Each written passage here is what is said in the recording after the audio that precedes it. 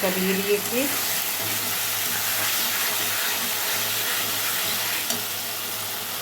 দেখো চিলি চিকেনের মশলাটা দিয়ে দিলাম।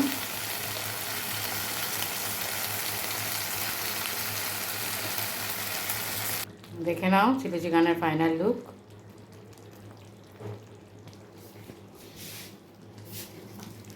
আর দেখো এখানে ফ্রাইড রাইস করেছে। আবার ফ্রাইড রাইসের রেসিপিটা অন্য একদিন শেয়ার করব, কেন অনেকটা লং ভিডিও হয়ে যায়, ওই জন্য এতটা রেসিপি তোমাদের দিতে পারি না। চলো টাটা, গুড আফটারনুন সবাইকে জানাই, ভালো থেকো, সুস্থ থেকো, বাই বাই। এই দেখো এই গার্লিক আর কাঁচা লঙ্কাটা আমি তেলে দিয়ে দেবো।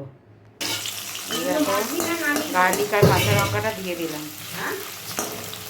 এবার এটা একটু ভাজা ভাজা হলে এবার পেঁয়াজ ক্যাপসিকাম দেবো। এ দেখো পেঁয়াজ আর ক্যাপসিকামটা দিয়ে দিলাম।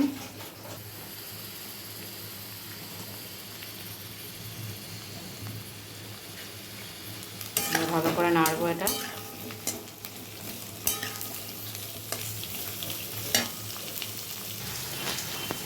এই দেখো সয়া সস দিচ্ছি।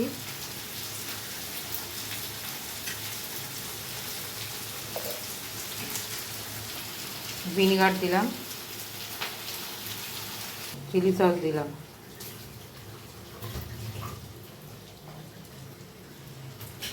এই যে সিজওয়ান সস এটা দেবো, আর দেবো দেখো টমেটো সস।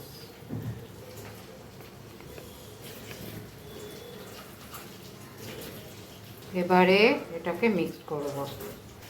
এখানে নুন দিয়ে দিলাম, নুন একটু কম দেবে কেন সসের মধ্যে অনেক নুন থাকে।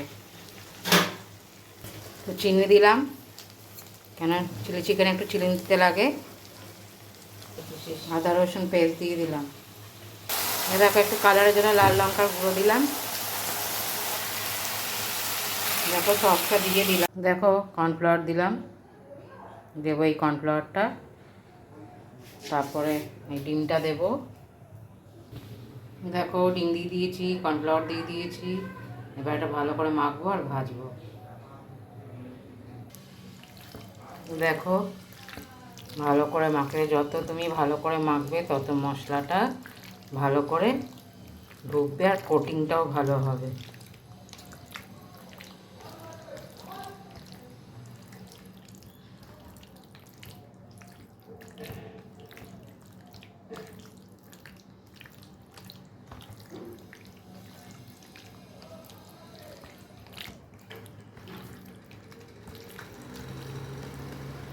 দেখো চিলি চিকেন ভাজা হচ্ছে, চিকেন এটা।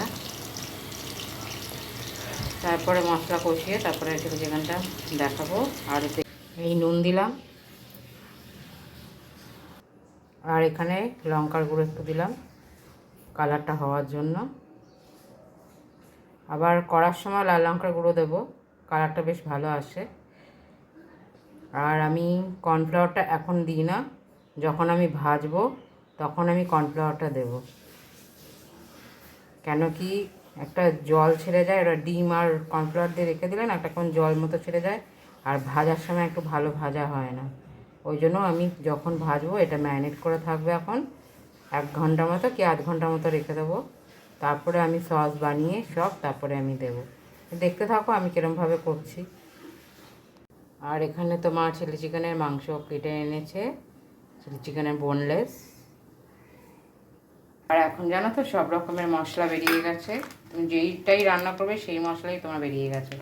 তো এই দেখো এখানে তোমার এটা সিজওয়ান ফ্রাইড রাইস, সিজওয়ান আমার সসও আছে, সেটা দিয়েও করব। এটা সিজওয়ানের মশলা ফ্রাইড রাইসের, আর এটা চিলি চিকেনের মশলা। এটা দিয়ে খেলে মানে পুরো রেস্টুরেন্ট লাগে খেতে, অসাধারণ লাগে খেতে। আমাদের লাঞ্চে আজকে এটাই হচ্ছে। তো চলো তোমাদের সাথে একটু চিলি চিকেনটা শেয়ার করি। এই দেখো এখানে গোলমরিচ দিলাম, একটু ম্যারিনেট করে রাখবো। আমি মাখানোর সময় না ভিনিগারটা দিই না, কেন প্রচুর জল ছেড়ে যায়। আর এটাকে তো ভেজে তারপরে আমি চিলি চিকেনটা করবো, ওই জন্য।